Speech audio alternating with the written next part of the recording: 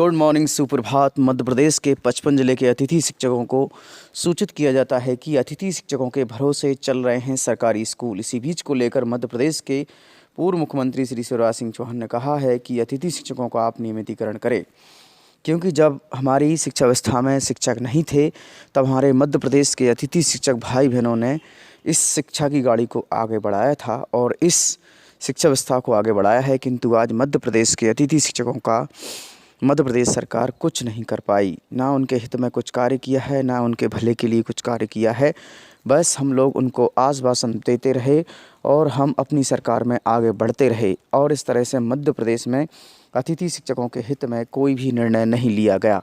इस तरह से मध्य प्रदेश के पूर्व मुख्यमंत्री श्री शिवराज सिंह चौहान के द्वारा 2 सितंबर 2023 को जो महापंचायत हुई थी उसमें कई अहम फैसले लिए गए थे, किंतु वह पूर्ण रूप से पालन नहीं किए गए। इस कारण से मध्य प्रदेश के अतिथि शिक्षकों में एक चेतना की लहर दौड़ गई। जिस तरह से मध्य प्रदेश में पूरी तरफ से क्रांतिकारी फैल गई और इस कारण से मध्य प्रदेश में धरना प्रदर्शन आंदोलन चलते रहे। इसके बावजूद मध्य प्रदेश के मुखिया श्री शिवराज सिंह चौहान के द्वारा यह महापंचायत में महत्वपूर्ण बिंदु लिए गए थे, जिसमें आपको बता देते हैं कि पीरियड से नहीं, अब दिन के हिसाब से उनको पैसे दिए जाएंगे। वर्ग 1, 2, 3 के अलग अलग राशि दी गई जाने के प्रावधान किए गए थे और विभागीय परीक्षा लेकर उनको नियमित करेंगे। और इस तरह से अतिथि शिक्षकों को अब 25 नहीं 50% का आरक्षण भी दिया जाएगा। ये सारी घोषणाएं की गईं और शिक्षक भर्ती गेस्ट टीचर को भी 50% का आरक्षण नियम को कोर्ट में चुनौती दे दी गई। जिस कारण से मध्य प्रदेश में आज यही है कि जहाँ पर शिक्षक नहीं जाते पढ़ाने के लिए नियमित शिक्षक, वहाँ पर हमारा मध्य प्रदेश का अतिथि शिक्षक कदम से कदम मिलाए खड़ा रहता है और वहाँ पढ़ाने के लिए इच्छुक होता है और वो बच्चों की पढ़ाई के हित में कार्य करता है। इस तरह से हमारे मध्य प्रदेश के अतिथि शिक्षकों के साथ हमेशा अहित होता है। जिस प्रकार यदि वो शिक्षक पात्रता परीक्षा में भी बैठते हैं तो उनके नंबर यदि 69 हैं तो नॉर्मलाइजेशन होकर 74.86 रह जाते हैं और यही कारण है हमारे मध्य प्रदेश के अतिथि शिक्षकों की अभी तक स्थायी नौकरी नहीं लगी। किस्मत देखो कि कहाँ लाकर छोड़ देती है। और इधर मध्य प्रदेश की सरकार को सोचना चाहिए, जिसने कम से कम 8-10 साल पढ़ाया है तो सरकार के लिए उन्हें नियमित कर देना चाहिए और जिनका रिजल्ट 100% रहता है उन अतिथि शिक्षक भाइयों के हित में मोहन सरकार को निर्णय लेना चाहिए। इस विषय पर मोहन यादव जी क्या बोले हैं, आइए देखते हैं।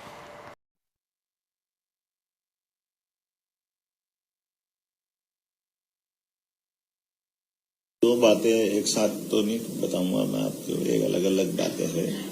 एक तो हमने ये स्थान बदला है, अभी तक इंदौर होती थी, अब हमने भोपाल में किया है। और दूसरी बड़ी बात है कि हमने अपने पूरे प्रदेश के सभी संभाग केंद्रों को पूरे वर्ष में लगातार उनका मौका देते हुए अपने देश और देश के बाहर के या अंदर राज्य के लोगों को मौका दे करके हमारी निवेश पॉलिसियों के आधार पर निवेश करने के लिए प्रेरित किया। भोपाल में पहली बार ग्लोबल हम कर रहे हैं तो एक तरह से राजधानी में होना ये सौभाग्य की बात भी है और जिस ढंग के रिस्पांस मिल रहे हैं, एक तरह से एक दिन कोई कार्यक्रम करता है 1-2 साल 3 साल में तो गैप हो जाता है, लेकिन सतत रूप से जब आप काम करते हो तो पूरा एक एटमॉस्फेयर बन जाता है और उसका लाभ हमको मिल रहा है। इसमें लोगों का इंटरेस्ट भी दिख रहा है। औद्योगिक घरानों में से कई सारे लोग अब हमारे कोई भी रोड शो, इन्वेस्टर से संबंधित कोई कार्यक्रम करते हैं तो सहज रूप से जितने लोग हम अपेक्षा करते हैं उससे ज्यादा लोग वहां हमको मिलते हैं। इसका मतलब एक अपने आप में अंडर करंट एक सकारात्मक माहौल बना है। तो मैं इसलिए स्वाभाविक रूप से बैठा हूं कि यशस्वी प्रधानमंत्री ने अहमदाबाद मुंबई के लिए बुलेट ट्रेन की बात कही है। ये बात सही है कि हमारे यहाँ भी जो मेट्रो ट्रेन के जो प्रोजेक्ट हैं जिस पे हम काम कर रहे हैं, तो अब आने वाले समय में इसमें और क्या क्या सुधार हो सकता है, कैसे बढ़ना चाहिए, तो ऐसे में हम इन कंपनियों से बात भी कर रहे हैं कि अब कोई नई टेक्नोलॉजी आ रही है तो कैसे बढ़ सकते हैं। भारत सरकार के मार्गदर्शन में हम जैसा जैसा वो बताते जाएंगे वैसे हम आगे बढ़ना चाहते हैं।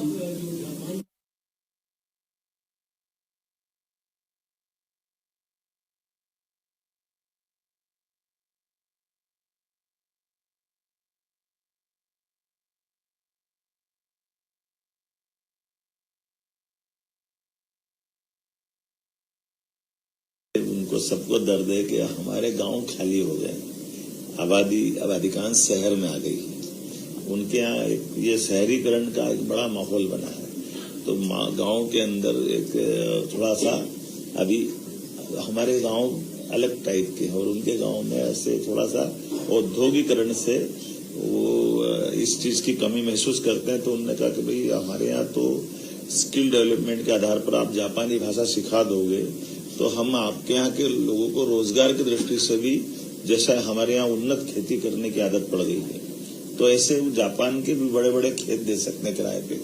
ऐसे कई सारे प्रकार से उनने अपने मध्य प्रदेश के साथ भविष्य में, क्योंकि आबादी हमारे पास सरप्लस है, तो युवाओं की संख्या सरप्लस है और सब प्रकार के लोग हैं, अच्छी बौद्धिक क्षमता वाले आईटी वाले विद्यार्थी भी हैं, इंजीनियरिंग कॉलेज के भी विद्यार्थी हैं, तो हमारे पास मिडिल और प्राइमरी के विद्यार्थी भी हमारे पास रोजगार के लेकर के ऐसे परस्पर एक दूसरे को क्या क्या कर सकते हैं उस सब पे बात है।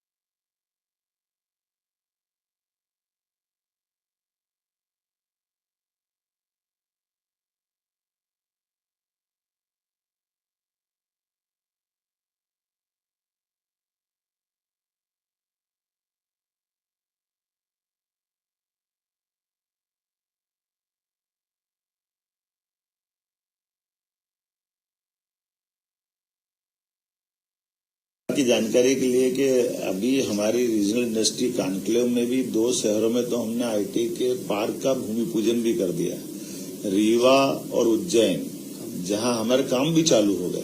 और जानकारी के लिए बता दूं कि 90% बुकिंग हो गई और ऐसा लग रहा है कि 1-2 महीने फिर वापस सेकंड पार्ट का भूमि पूजन करना पड़ेगा। हमने आईटी से लगा करके 25 अलग अलग मंत्रालय की अच्छी पॉलिसियां अनाउंस की है, उसमें डेटा सेंटर से लेकर के सभी प्रकार की बड़ी स्कोप पूरे प्रदेश में आ रही है। तो ये मान के चलें कि डाटा सेंटर जब बनेगा तो उसका लाभ भी एक तरह से बड़े पैमाने में हमको मिल रहा। आईटी में भी, निजी सेक्टर में भी बड़ी बड़ी कंपनियां हमसे जुड़ना चाहती है। तो आईटी हो, इलेक्ट्रॉनिक्स हो, ऑटोमोटिव हो, सब सेक्टर में लोग आते हैं।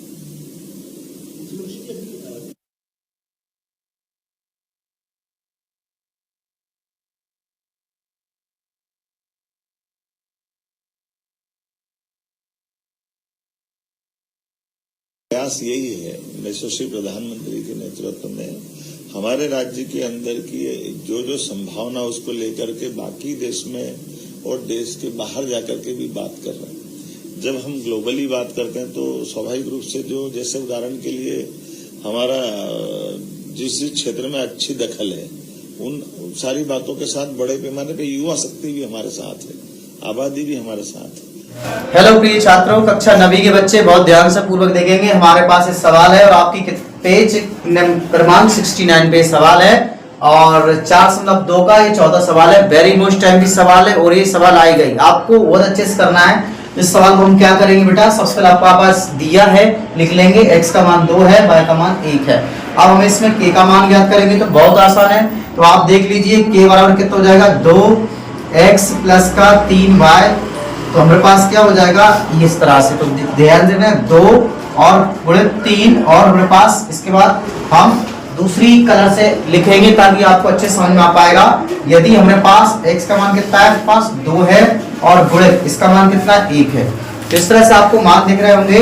इस तरह से आपके पास k बराबर हो जाएगा 4 प्लस और ये हो जाएगा 3, तो इस तरह से हमारे पास k बराबर मिलेगा 7 और ये आपके पास फाइनल आंसर। तो छात्रों बहुत आईएमपी सवाल है, इस तरह से आएगा।